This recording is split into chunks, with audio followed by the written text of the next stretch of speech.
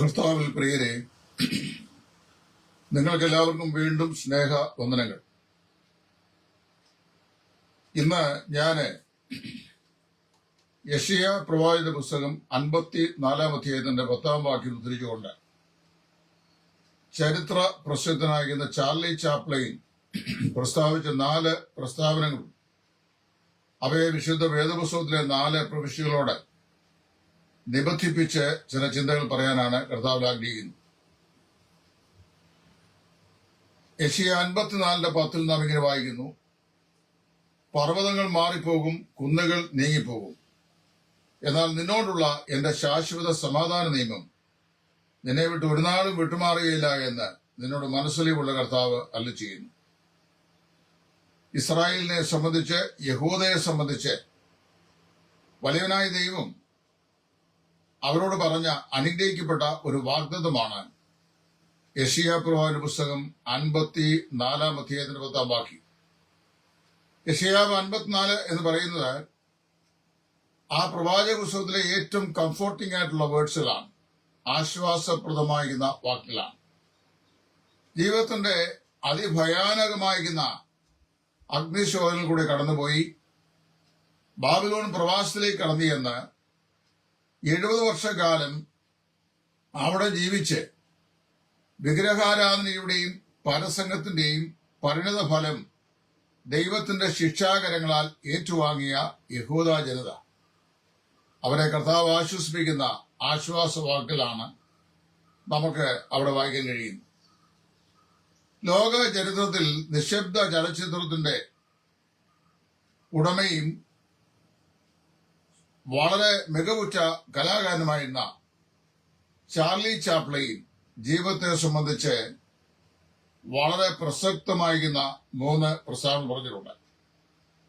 ആ പ്രസ്താവനകളെ ഞാൻ ഈ വായിച്ച വേദഭാഗത്തിന്റെ പശ്ചാത്തലത്തിൽ ഒന്ന് വിവരിക്കുവാനാണ് ആഗ്രഹിക്കുന്നത്. 1889 ഏപ്രിൽ മാസം 16 തീയതി ഇംഗ്ലണ്ടിൽ ലണ്ടനിൽ ജനിച്ച് 1977 ഡിസംബർ 25 89 വയസ്സിൽ മരിച്ച നിശബ്ദ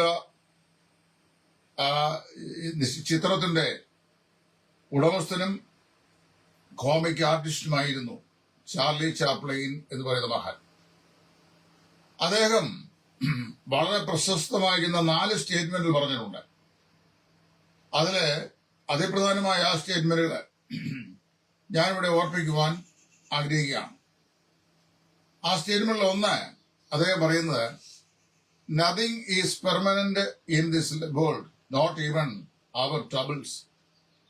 ലോകത്തിൽ ഒരു കാര്യത്തിനും ഒരു സുസ്ഥിരതയില്ല. അപ്പൊ ഇവിടെയുള്ള ഒന്നിനും ഒരു പെർപെച്വാലിറ്റി അല്ലെങ്കിൽ ഒരു സുസ്ഥിരതയില്ല. എബ്രായക്കാരൻ പറയുന്നത് കൈപ്പണിയായതെല്ലാം അഴിഞ്ഞു പോകാനുള്ള സമയം വരുന്നത്. ദേവാലയത്തിൽ നോക്കിയാ പറഞ്ഞു, ഇസ്ലാമിലെ ദേവാലയത്തെ സംബന്ധിച്ചാണ്. മനുഷ്യന് കൈപ്പണിയായ ആ ദേവാലയം അഴിഞ്ഞു പോകാൻ പോകുന്നു. മനുഷ്യന്റെ കൈപ്പണിയല്ലാത്തതും ദൈവം ശില്പിയായി നിർമ്മിച്ചതുമായ അടിസ്ഥാനമുള്ള ഒരു നഗരമാണ് ദൈവഭക്തന്മാരുടെ, ക്രിസ്തുഭക്തന്മാരുടെ പ്രത്യാശ എന്ന് അദ്ദേഹം പറഞ്ഞിട്ടുണ്ട്. ഇവിടെ ഇദ്ദേഹം പറയുകയാണ്, nothing is permanent in this world. ഈ ലോകത്തിൽ സുസ്ഥിരമായത് യാതൊന്നുമില്ല, ഈവൻ അവർ ട്രബിൾസ്. നമ്മുടെ ജീവിതത്തിന്റെ പ്രയാസങ്ങൾ പോലും, അല്ലെങ്കിൽ ഉപദ്രവങ്ങൾ പോലും, കഷ്ടങ്ങൾ പോലും ഒരു പെർമനൻസി ഉള്ള പ്രതിഭാസമല്ല. കുറെ കാലത്തേക്ക് അത് വരും, അത് കഴിയുമ്പം അത് മാറിപ്പോകും.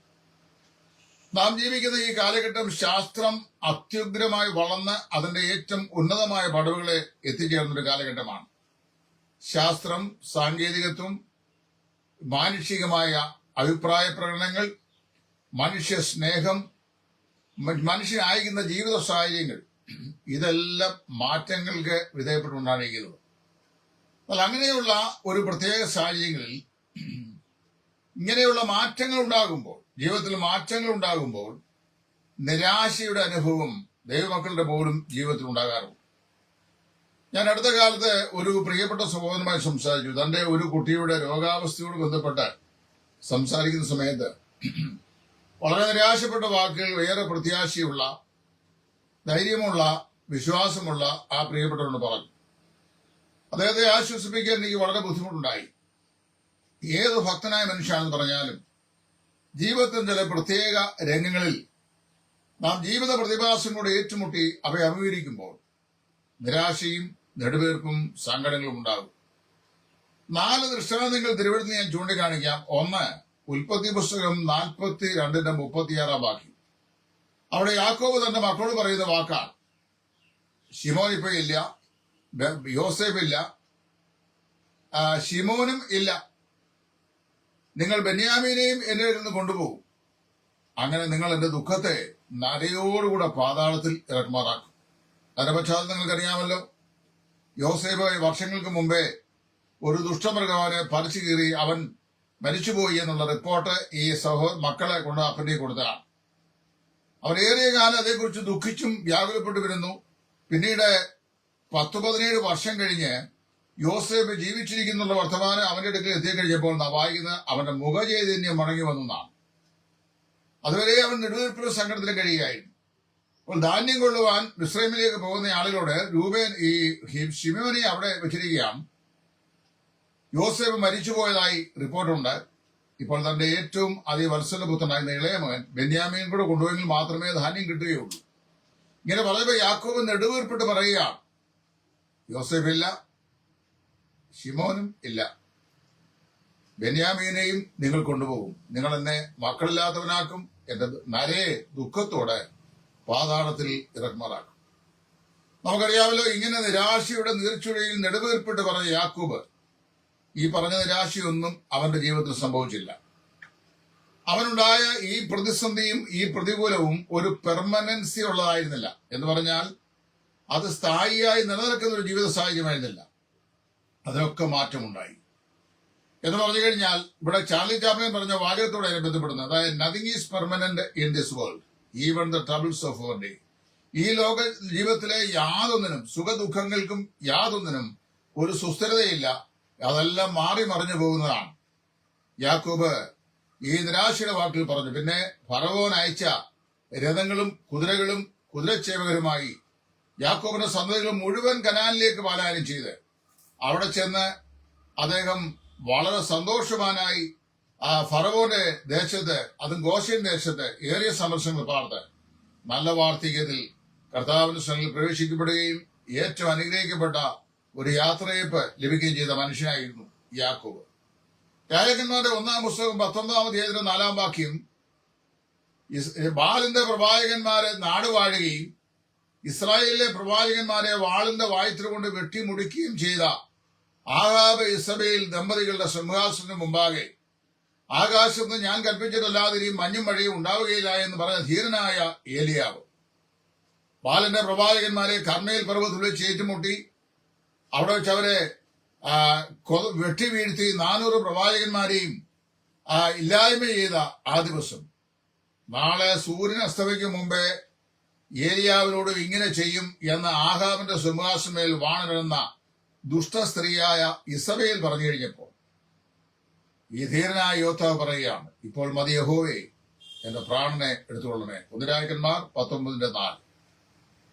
എന്നാൽ ദൈവം ആ പ്രാർത്ഥന കേട്ടത് മാത്രമല്ല, ഇസ്രയേലിന്റെ ഭീഷണിയുടെ മുമ്പാകെ ഭയചകിതനായി പോയ ഈ ഏലിയാവിനെ പിന്നെയും ദൈവം ജീവശക്തി നൽകി അവിടുന്ന് ബെഥേലിൽ നിന്ന് എരിഹോവിലേക്ക്, എരിഹോവിൽ നിന്ന് യോർദാനിലേക്ക്, യോർദാനിൽ നിന്ന് അഗ്നി അശ്വങ്ങളും അഗ്നിരഥങ്ങളും അകമ്പടിയായി സ്വർഗത്തിലേക്ക്.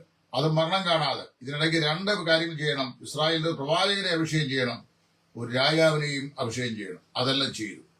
എന്ന് പറഞ്ഞാൽ ഒരുവനെ കൊണ്ട് ദൈവം ചെയ്യിക്കാൻ ആഗ്രഹിക്കുന്ന എല്ലാ കാര്യങ്ങളും ഈ ഭൂമിയിൽ അവൻ ഏതെല്ലാം നിലയിലുള്ള പ്രതിസന്ധികളും എതിർപ്പുകളും ശത്രുതകളും ഉണ്ടായാലും അവനെ കൊണ്ട് ചെയ്യിച്ച ശേഷം മാത്രമേ അവന്റെ ജീവിതത്തിന് തിരശ്ശീല ദൈവം ഇടുകയുള്ളൂ. ഏലിയാ പറഞ്ഞു, ഇപ്പോൾ മതി യഹോവേ, എന്റെ പ്രാണനെ എടുത്തുകൊള്ളണമേ. ഒരു ദയാബോധത്തിനായി അവൻ അപേക്ഷിക്കുകയായിരുന്നു. പക്ഷെ ദൈവം അത് അനുവദിച്ചില്ല. ശമൂവേലിന്റെ 1-ാം പുസ്തകം 27-ാം അധ്യായത്തിന്റെ 1-ാം വാക്യം, ഞാൻ ഒരു നാൾ ശൗലിന്റെ കയ്യാൽ മരിക്കുകയുള്ളൂ നിശ്ചയം, ദാവീദ് പറഞ്ഞു. പക്ഷേ ദാവീദ് അങ്ങനെയല്ല. ശൗൽ ഗിൽബോവ പർവ്വതങ്ങളിൽ അവന്റെ 3 പുത്രന്മാരുടെ നിഹതന്മാരായി വീണു. എന്നാൽ ദാവീദ് നല്ല വാർദ്ധക്യത്തിൽ കറ്റ കൂമ്പാരമായി അടുക്കി വയ്ക്കുന്ന പോലെ താൻ മരിച്ച് തന്റെ പിതാക്കന്മാരോട് ചേർന്നു എന്നാണ് വായിക്കുന്നത്. കൊരിന്ത്യർക്ക് എഴുതിയ 2-ാം ലേഖനം 1-ാം അധ്യായത്തിന്റെ 8-ാം വാക്യത്തിൽ പൗലോസ് അപ്പോസ്തലൻ പറയുന്ന ഒരു നിരാശയുടെ വാക്കുണ്ട്. ഞാൻ വായിച്ചു കേൾപ്പിക്കാം.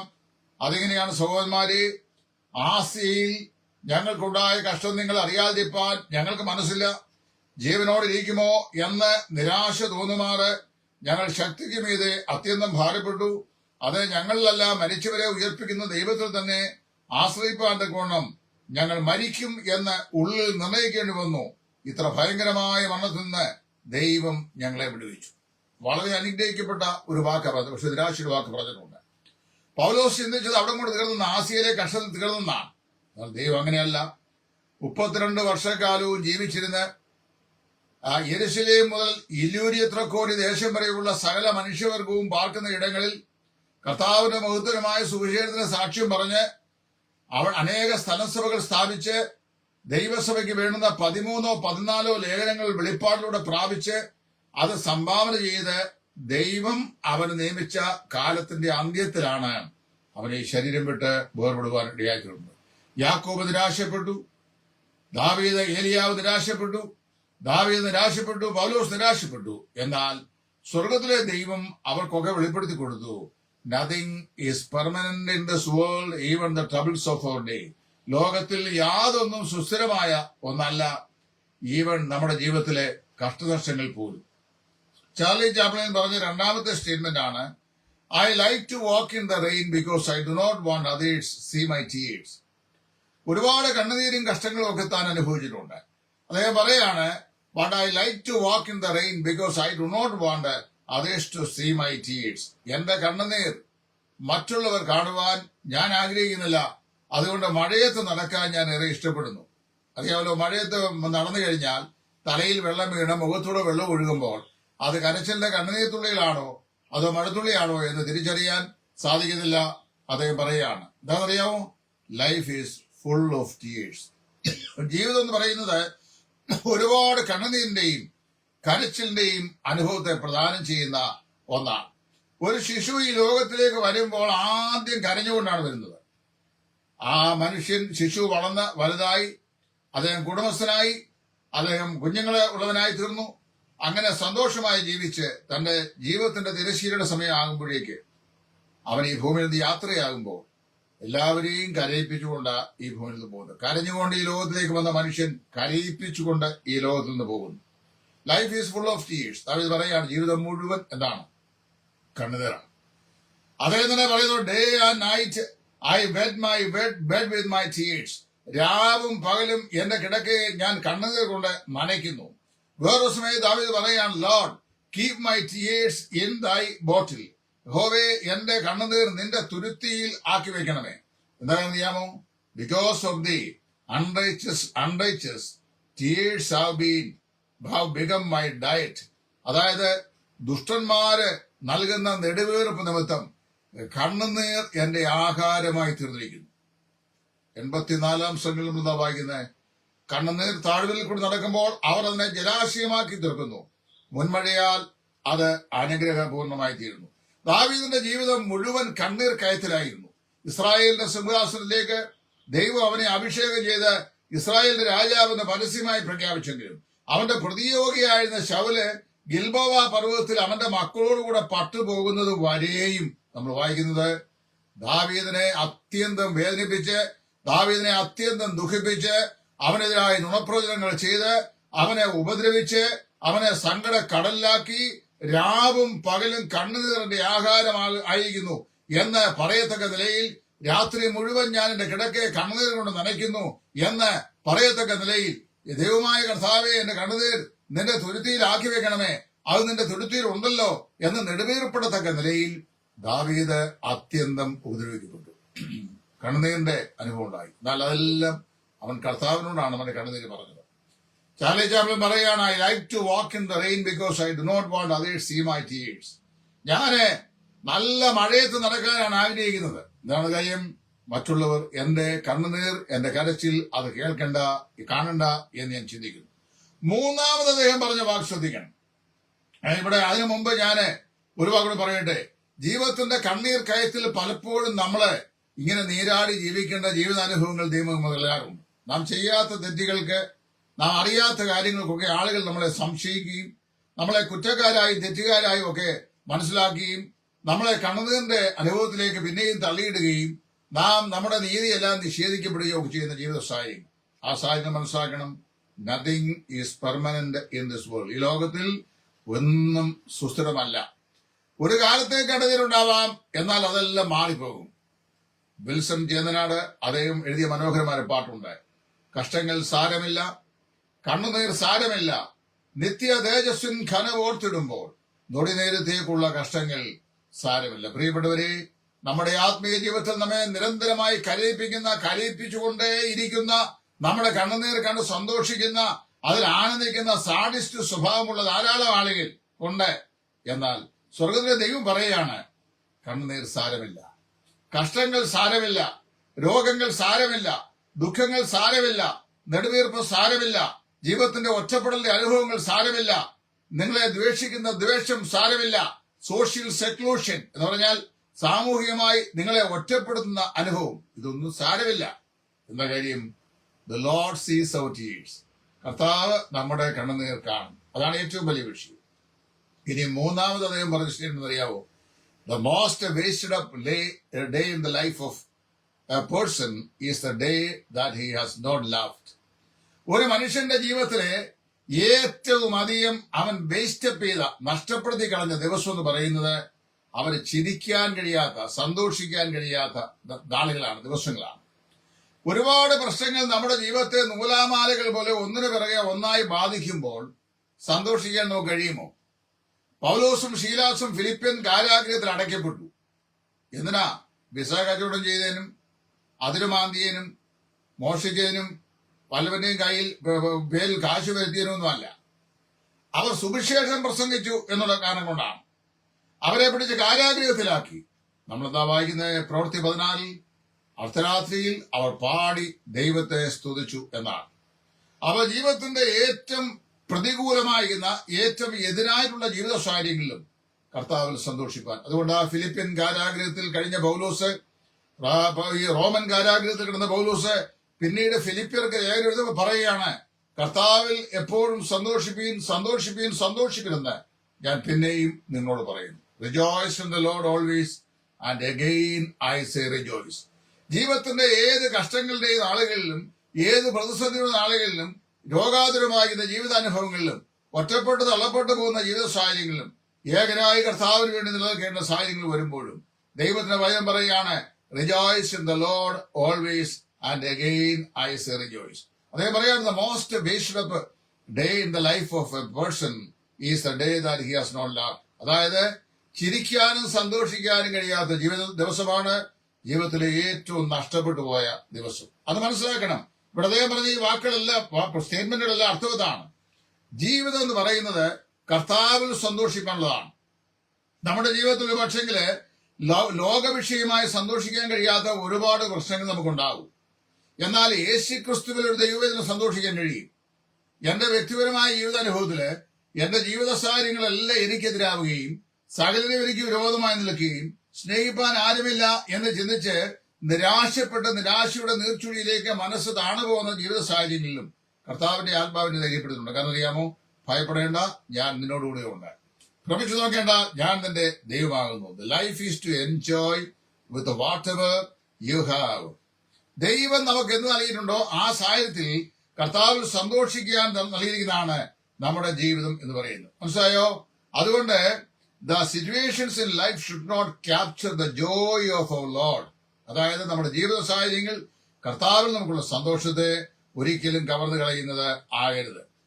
ഇഫ് യു ഫീൽ സ്ട്രെസ്, അദ്ദേഹം പറയാണ്, നിങ്ങളെ സംഘർഷഭരിതമായ ഒരു ജീവിത സാഹചര്യമാണ് നിങ്ങളെ അഭിമുഖീകരിക്കുന്നത്. അങ്ങനെ നിങ്ങൾക്ക് തോന്നുകയാണോ? നിങ്ങൾ എന്ത് ചെയ്യുക? ആ സ്ട്രെസ് എന്ന് പറയുന്ന വാക്ക് നേരെ തിരിച്ചിടുക, സ്പെല്ലിംഗ് തിരിച്ചിടുക. അതെന്തായി മാറും? ഡെസേർട്ടായി മാറും. ജീവിതത്തിന്റെ അനുകൂലമല്ലാത്ത സാഹചര്യങ്ങളെ നേരെ വിപരീതമായി തിരിച്ചിടുക. അത് നിങ്ങൾക്ക് അനുഗ്രഹമായി തീരും. അതുകൊണ്ടാണ് എന്റെ പല മെസ്സേജിൽ ഞാൻ പറഞ്ഞിട്ടുണ്ട്, learn to turn your problems into project. ജീവിതത്തിന്റെ പ്രശ്നങ്ങളെ അത് പദ്ധതികളാക്കി മാറ്റുവാൻ ദൈവസേനയിൽ ശ്രമിക്കുക. മനസ്സിലായോ? നാം വാസ്തവത്തില് turn your problems into project and defeat into victories and worst of the life into the best of the life. ജീവിതത്തിന്റെ ഏറ്റവും മോശപ്പെട്ടതിനെ നല്ലതാക്കാനും പ്രശ്നങ്ങളെ പദ്ധതികളാക്കാനും ജീവിതത്തിന്റെ പരാജയങ്ങളെ വിജയങ്ങളാക്കി ആഘോഷിക്കുവാനും ഒരു ദൈവവൈതലിന് സാധിക്കുമ്പോൾ he can always lay aside his stress and then rejoice in the Lord. കർത്താവിൽ എപ്പോഴും സന്തോഷിക്കാൻ കഴിയും. അദ്ദേഹം പറയുന്നു, there are 6 doctors in the nature. അതായത് പ്രകൃതിയിൽ ദൈവം നമുക്ക് 6 ഡോക്ടേഴ്സ് നൽകിയിട്ടുണ്ട്. വളരെ അർത്ഥവത്തായ സ്റ്റേറ്റ്മെന്റാ. പ്രകൃതിയിൽ ദൈവം നമുക്ക് നൽകിയിരിക്കുന്ന 6 ഡോക്ടേഴ്സ് ആരോഗ്യ. ഒന്ന് സൺലൈറ്റ്, അതായത് സൂര്യപ്രകാശം. നമുക്കറിയാമല്ലോ, ജീവന്റെ തുടിപ്പിനും നിലനിൽപ്പിനും അത്യന്താപേക്ഷിതമായ ഒന്നാണ് സൂര്യപ്രകാശം. സകല സസ്യാദികൾക്കും അതിന്റെ ഇലകളിൽ ശേഖരിക്കുന്ന ധാതുക്കളും ലവണങ്ങളും അന്തരീക്ഷത്തിൽ ഉള്ള കാർബൺ ഡൈ ഓക്സൈഡ് കൊണ്ട് പിന്നെ ഈ പ്രകാശ സംശ്ലേഷണം കൊണ്ട് മാത്രമേ അതിന് ആഹാരം പാചകം ചെയ്യാൻ സാധിക്കുകയുള്ളൂ. മനുഷ്യന്റെ ജീവന്റെ നിലനിൽപ്പ് തന്നെ എന്ന് പറയുന്ന ജീവജാലങ്ങളുടെ നിലനിൽപ്പ് എന്ന് പറയുന്നത് തന്നെ സൂര്യന്റെ പ്രകാശമാണ്. സൂര്യപ്രകാശം ഇല്ലെങ്കിൽ നമുക്ക് ജീവിക്കാൻ കഴിയുകയില്ല. അദ്ദേഹം പറയാണ്, പ്രകൃതി നമുക്ക് വരമായി നൽകിയ 6 ഡോക്ടേഴ്സ് ഉണ്ട്. അതിൽ ഒന്നാമത്തെയാണ് സൂര്യപ്രകാശം. അതെന്താണെന്നറിയാമോ? നമ്മുടെ നീതി സൂര്യൻ, which helps continue life on the earth globe. അതാ ഭൂമിമേൽ ദൈവം നൽകിയ ജീവന്റെ തുടിപ്പിന് നിലനിൽപ്പിന് എന്താവശ്യമാണ്? സൺലൈറ്റ്, പ്രകാശം ആവശ്യമാണ്. നമ്മുടെ പ്രകാശം എന്ന് പറയുന്നത് നീതി സൂര്യനായ കർത്താവായ യേശു ക്രിസ്തുവാണ്. നീതി സൂര്യനായ യേശു ക്രിസ്തുവിന്റെ മുഖകാന്തി ഒരു ദൈവവൈതലിന്റെ ക്രിസ്തീയ ജീവിതത്തിന്റെ ആത്മീക ജീവന്റെ തുടിപ്പിനും നിലനിൽപ്പിനും അത്യന്താപേക്ഷിതമാണ്. രണ്ടാമത് പറയാണ്, രണ്ടാമത്തെ പ്രകൃതി നൽകിയ ഡോക്ടറാണ് റെസ്റ്റ്, അതായത് വിശ്രാമം. റെസ്റ്റ് എന്താണ് ഈ വിശ്രാമം? ശരിയായ ഒരു ആരോഗ്യ പരിപാലനത്തിന് നമുക്ക് അത്യന്താപേക്ഷിതമാകുന്ന രണ്ടാമത്തെ ഘടകമാണ് റെസ്റ്റ്, പ്രോപ്പർ റെസ്റ്റ്. ചില ആളുകൾ പ്രാണത്യാഗം ചെയ്തും 3-4 ഷിഫ്റ്റുകൾ പണിയും, റെസ്റ്റ് എടുക്കാൻ സമയമില്ല. വിശ്രമരഹിതമായി ഇങ്ങനെ ജോലി ചെയ്തുകൊണ്ടിരിക്കും. റെസ്റ്റ് വളരെ അത്യന്താപേക്ഷിതമാണ്. ഒരു ക്രിസ്തീയ വിശ്വാസിയെ സംബന്ധിച്ച് നമുക്ക് ഉള്ള വിശ്രാമം എന്താണെന്ന് വേദോസം പറഞ്ഞിട്ടുണ്ട്. Resting on the promises of God. ദൈവം നൽകിയ വാഗ്ദത്തങ്ങളിൽ വിശ്വസിക്കുക. ഡോക്ടർ ഹാലി പറയുന്നത്, there are altogether more than 3,000 promises in the Bible, out of which 366 are very personal. വേദപുസ്തകം മുഴുവനും കൂടെ 3000-ഓളം വാഗ്ദത്തങ്ങൾ ദൈവം നമുക്ക് നൽകിയിട്ടുണ്ട്.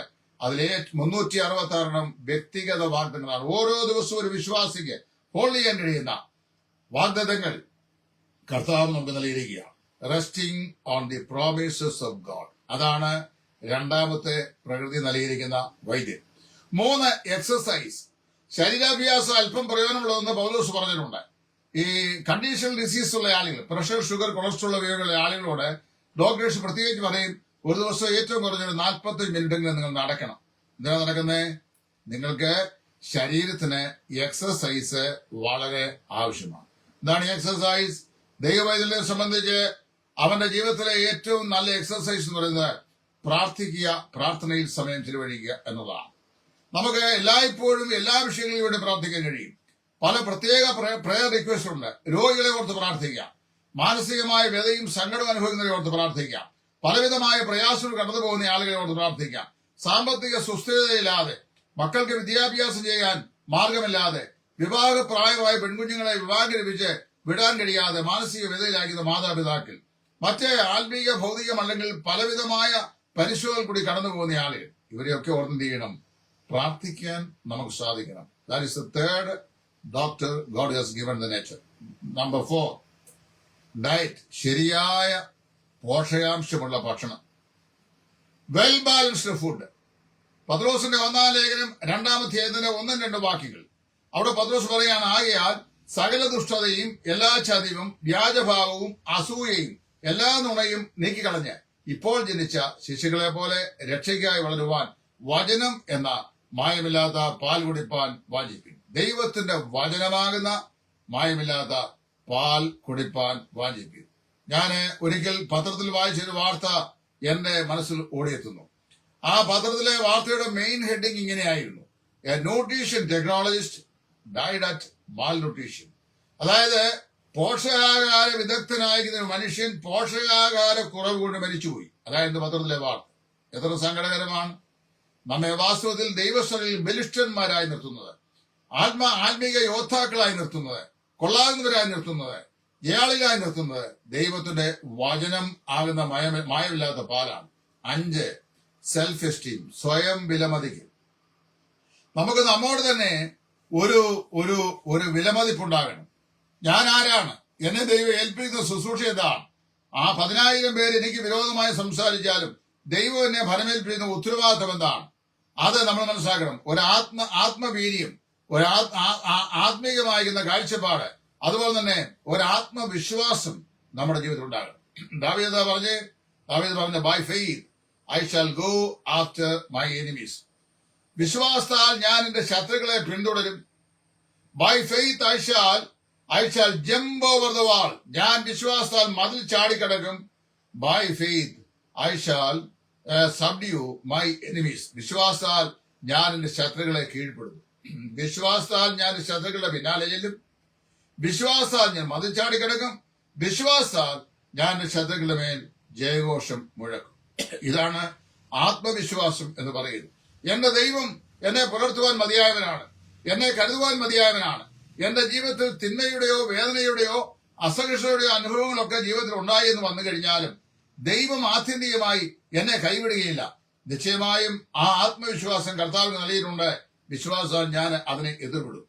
ഇതാണ് 5ാമത്തെ പ്രകൃതിയുടെ വരമായ ഡോക്ടർ. 6, a best friend. ഏറ്റവും നല്ല സ്നേഹിതൻ. നമുക്കൊരു സ്റ്റേറ്റ്മെന്റ് അറിയാം, a friend in need is a good friend. അതായത് need is a good friend. അതായത് നമ്മുടെ ജീവിതത്തിന്റെ ആവശ്യങ്ങളിൽ നമ്മെ സഹായിക്കുന്ന സ്നേഹിതനാണ് യഥാർത്ഥ സ്നേഹിതൻ. A friend in need is a friend indeed. അത് മനസ്സിലാക്കണം.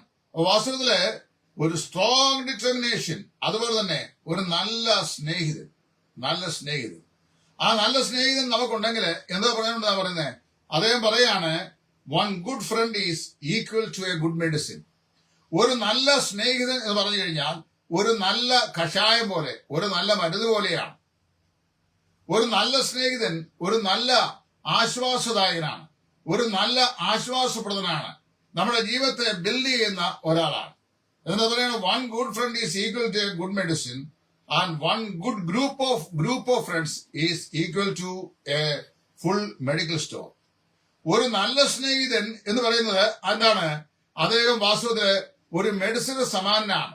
എന്നാൽ നല്ല സ്നേഹിതന്മാരുടെ ഒരു സംഘം എന്ന് പറയുന്നത് ഒരു മെഡിക്കൽ സ്റ്റോറിന് തുല്യമാണ്. എങ്ങനെയാണ് അത് വർക്ക് ചെയ്യുന്നത്? അദ്ദേഹം പറയുന്നു, നമ്മുടെ ജീവിതത്തിന്റെ പ്രതിസന്ധികളിൽ നമുക്ക് എന്ത് ചെയ്യാൻ കഴിയും? നമുക്ക് ആശ്വസിക്കുവാൻ, നമ്പുവാൻ, നമുക്ക് പിൻപറ്റുവാൻ, വിശ്വാസം അർപ്പിക്കാൻ കഴിയുന്ന ഒരു സ്നേഹിതൻ. മനുഷ്യരൊരു പക്ഷെങ്കിൽ സ്നേഹിതന്മാർ ധാരാളം ഉണ്ടാവാം. എന്നാൽ ഈ പറയപ്പെട്ട പെർഫെക്റ്റ് ക്വാളിറ്റി ഉള്ള ഒരു സ്നേഹിതനെ മനുഷ്യരെ കണ്ടെത്താൻ വലിയ പ്രയാസമാണ്. അദ്ദേഹം പറഞ്ഞ വാക്ക് ശ്രദ്ധിക്കണം, a good friend is equal to a medicine. ഒരു നല്ല സ്നേഹിതൻ ഒരു മരുന്നിന് സമാനനാണ്. But a group of good friends are equal to one full medical store. ഒന്നിലധികം അല്ലെങ്കിൽ നല്ല സ്നേഹിതന്മാരുടെ കൂട്ടം എന്ന് പറയുന്നത് ഒരു വലിയ മെഡിക്കൽ സ്റ്റോർ തന്നെയാണ്. എന്നാൽ അങ്ങനെയാണെങ്കിൽ നമുക്കൊരു നല്ല സ്നേഹിതനുണ്ട്. ആരാണ്? അബ്രഹാമിന്റെ സ്നേഹിതൻ എന്ന് സ്വയം പരിചയപ്പെടുത്തിയ, നമ്മുടെ ഓരോരുത്തരുടെയും സ്നേഹിതൻ എന്ന് നമുക്ക് പരിചയപ്പെടുത്തി തന്ന നമ്മുടെ വാഴ്ത്തപ്പെട്ട കർത്താവായ യേശു ക്രിസ്തു. അവിടെയാണ് I have found A friend in Jesus ഉള്ള മനോഹരമായ പാട്ട് ജനിക്കുന്നത്. നമുക്കൊരു ഉത്തമനായ സ്നേഹിതനുണ്ട്. ആ സ്നേഹിതന്റെ പ്രത്യേകത എന്താണ്? ജീവിതത്തിന്റെ എല്ലാ പ്രതിസന്ധികളിലും, പ്രതികൂല സാഹചര്യങ്ങളിലും, രോഗങ്ങളിലും, ദുഃഖങ്ങളിലും, ഐസൊലേഷനിലും, സോഷ്യൽ സ്റ്റിഗ്മകളിലും, സോഷ്യൽ സെക്ലൂഷനിലും എല്ലാം കൂടെ നിൽക്കുന്ന ഒരു കമ്പാനിയനാണ്. 23-ാം സങ്കീർത്തനം 4-ാം വാക്യം പലവരും ഞാൻ പറഞ്ഞിട്ടുള്ളതാണ്. Even though I walk through the valley of the shadow of death, I shall not fear any evil, because you are with me, and your staff and rod shall comfort me. മരണനിഴൽ താഴ്വരയിൽ കൂടി ഞാൻ കടക്കേണ്ടി വന്നാലും ഞാനൊരു അനർത്ഥവും ഭയപ്പെടുകയില്ല. എന്നാൽ നീ എന്നോട് ഇരിക്കുന്നുവല്ലോ, നിന്റെ വടിയും കോലും എന്നെ ആശ്വസിപ്പിക്കുന്നു. അപ്പോൾ പ്രകൃതി നമുക്ക് നൽകിയ 5 ഡോക്ടേഴ്സ്. ഒന്ന് ആരാണ്? സൺലൈറ്റ്, സൂര്യപ്രകാശം, നീതിസൂര്യനായ നമ്മുടെ കർത്താവായ യേശു ക്രിസ്തു. 2 വിശ്രാമം, resting on the promises of God. 3 exercise, കായിക അഭ്യാസം, അത് വിശുദ്ധന്മാരുടെ പ്രാർത്ഥന. 4 പ്രോപ്പർ ഡയറ്റ്, അത് ദൈവവചനമാകുന്ന മായമില്ലാത്ത പാല്. 5 സെൽഫ് എസ്റ്റീം ഓർ കോൺഫിഡൻസ്, ആത്മവിശ്വാസം. 6 ഉത്തമനായ സ്നേഹിതന്മാർ, നമ്മുടെ കർത്താവായ യേശു ക്രിസ്തു. അദ്ദേഹം പറയാണ്, if you see the moon you see the beauty of God. നിങ്ങൾ രാത്രി നിശയുടെ നിശബ്ദതയിൽ ആകാശഗംഗയിൽ പ്രകാശിച്ചു നിൽക്കുന്ന ചന്ദ്രന്റെ ശോഭയെ നിങ്ങൾ സൂക്ഷിച്ചു നോക്കിയാൽ നിങ്ങൾക്ക് എന്തോ കാണാൻ കാണും? You can see the beauty of God. ദൈവത്തിന്റെ സൗന്ദര്യം ഈ ചന്ദ്രപ്രകാശത്തിൽ പ്രകാശിക്കുന്നതായി നിങ്ങൾ കാണാൻ കഴിയും. If you see the sun, you see the power of God. മധ്യാഹ്നത്തിൽ ഉദിച്ചു എന്ന് നിൽക്കുന്ന സൂര്യബിംബത്തെ നിങ്ങൾ നോക്കിയാൽ നിങ്ങൾക്ക് കാണാൻ കഴിയുന്നത് ദൈവത്തിന്റെ ശക്തിയാണ്. If you see the moon, you see the beauty of God. And if you see the sun, you see the power of God. എത്ര നല്ല സ്റ്റേറ്റ്മെന്റ്. ഞാൻ പറയാണ്, if you see the mirror, you see the beauty of creation. ഒരു നല്ല കണ്ണാടിയുടെ മുമ്പാകെ പോയി നിങ്ങൾ നിന്നു കഴിഞ്ഞാൽ ദൈവ സൃഷ്ടിയുടെ മനോഹാരിത നിങ്ങൾക്ക് മനസ്സിലാക്കാൻ കഴിയും. ചന്ദ്രന്റെ ശോഭയിൽ ദൈവത്തിന്റെ മഹത്വവും സൂര്യന്റെ വെളിച്ചത്തിൽ ദൈവത്തിന്റെ ശക്തിയും കണ്ണാടിയുടെ മുമ്പാകെ മനുഷ്യരെ ദൈവം സൃഷ്ടിച്ച സൃഷ്ടിയുടെ വൈഭവവും നമുക്ക് കാണുവാൻ സാധിക്കും. അതുകൊണ്ട് അദ്ദേഹം പറഞ്ഞറിയാവൂ, സോ ബിലീവ് യുവേഴ്സെൽഫ്. നിങ്ങളെ തന്നെ നിങ്ങൾ എന്ത് ചെയ്യുക? വിശ്വസിക്കുക. And believe also in God. ദൈവത്തിൽ വിശ്വസിക്കുക. We all are tourist and God is our travel agent who have already directed and fixed our reservation and destination. നാം എല്ലാവരും യാത്രികരാണ്, സഹയാത്രികരാണ്. നമ്മുടെ ട്രാവൽ ഏജന്റ് എന്ന് പറയുന്ന ആരാണ്? നമ്മുടെ ദൈവമാണ്, കർത്താവായ യേശു ക്രിസ്തുവാണ്. അവർ ഓൾറെഡി നമ്മളെ റിസർവ് ചെയ്തിരിക്കുകയാണ്. നാം എത്തിച്ചേരേണ്ട സ്ഥലം അവർ ഓൾറെഡി നിർണയിച്ചു കഴിഞ്ഞിരിക്കുന്നു. അതുകൊണ്ട് എന്ത് ചെയ്യുക? Trust him and enjoy the trip which is called life. അതായത് ദൈവത്തിൽ ആശ്രയിച്ചുകൊണ്ട്, ദൈവത്തിൽ വിശ്വസിച്ചുകൊണ്ട് ദൈവം നമുക്കായി നിയമിച്ചിരിക്കുന്ന ഈ ജീവിതയാത്ര സന്തോഷത്തോടെ മുന്നേറുക. അറിയാവോ, life will not come again. ജീവിതം ഒരിക്കൽ മാത്രമേ ഉള്ളൂ. അതുകൊണ്ട് ലീവ് ടുഡേ ഫോർ ഗോഡ്. ഇന്ന് നിങ്ങൾ എന്ത് ചെയ്യുക? ദൈവത്തിനായി ജീവിക്കുക. അദ്ദേഹം പറഞ്ഞ 3 പ്രസക്തമായിരിക്കുന്ന സ്റ്റേറ്റ്മെന്റ് ഞാൻ പറഞ്ഞു. ഒന്ന്, nothing is permanent in this world, even the troubles of our day. ഈ ലോക ജീവിതത്തിൽ ഒന്നും സുസ്ഥിരമായതല്ല, നമ്മുടെ ജീവിതത്തിന്റെ കഷ്ടനഷ്ടങ്ങൾ പോലും. 2, I like to walk in the rain because I do not want others to see my tears. മറ്റുള്ളവർ എന്റെ കണ്ണുനീരിന്റെ കരച്ചിൽ കാണാൻ ഞാൻ ആഗ്രഹിക്കുന്നില്ല. അതുകൊണ്ട് ഞാൻ മഴയിൽ നടക്കുവാൻ ആഗ്രഹിക്കുന്നു. എന്ന് പറഞ്ഞാൽ എന്റെ കണ്ണുനീർ ദൈവത്തിന്റെ തുരുത്തിയിൽ മാത്രം ആക്കി വെക്കാൻ ഞാൻ ആഗ്രഹിക്കുന്നു. 3, അദ്ദേഹം പറയുന്നത്, the most wasted off day in the life of A believer is the day that he couldn't laugh. ഒരുവന് ചിരിക്കാൻ കഴിയാത്ത, സന്തോഷിക്കാൻ കഴിയാത്ത ദിവസം എന്ന് പറയുന്നത് ഒരുവന്റെ ജീവിതത്തിലെ ഏറ്റവും നഷ്ടപ്പെട്ട ജീവിതമാണ്. അതുകൊണ്ട് നമ്മുടെ ജീവിതത്തിൽ നമുക്ക് നല്ല സ്നേഹിതനായ, നമ്മുടെ ജീവിതത്തിന്റെ എല്ലാ സാഹചര്യങ്ങളിലും സന്തോഷിപ്പാൻ വകതരുന്ന, ആശ്വസിക്കുവാൻ വകതരുന്ന ജീവനായകനായ, നമ്മുടെ ജീവിത യാത്രയുടെ അങ്ങേക്കരയിലേക്ക് നമ്മെ കൈപിടിച്ചു കൊണ്ടുപോകുന്ന നമ്മുടെ നല്ല ട്രാവൽ ഏജന്റായ കർത്താവായ യേശു ക്രിസ്തുവിൽ ആശ്രയിച്ചുകൊണ്ട്, അവനെ മാത്രം സ്നേഹിച്ചുകൊണ്ട്, അവനെ പൂർണ്ണമായി വിശ്വസിച്ചുകൊണ്ട് ജീവിതത്തിന്റെ എല്ലാ നാളുകളിലും അവനെ പിൻപറ്റുവാൻ ദൈവമായ കർത്താവ് നമ്മേവരെയും സഹായിക്കട്ടെ, അനുഗ്രഹിക്കട്ടെ എന്ന് പ്രാർത്ഥിച്ചുകൊണ്ട് നിങ്ങൾക്ക് എല്ലാവർക്കും നന്ദി പറഞ്ഞുകൊണ്ട് ഞാൻ ഈ വാക്കിൽ ഇവിടെ അവസാനിപ്പിക്കുന്നു. ദൈവതിരുനാമം എന്നേക്കും മഹത്വപ്പെടുമാറാകട്ടെ.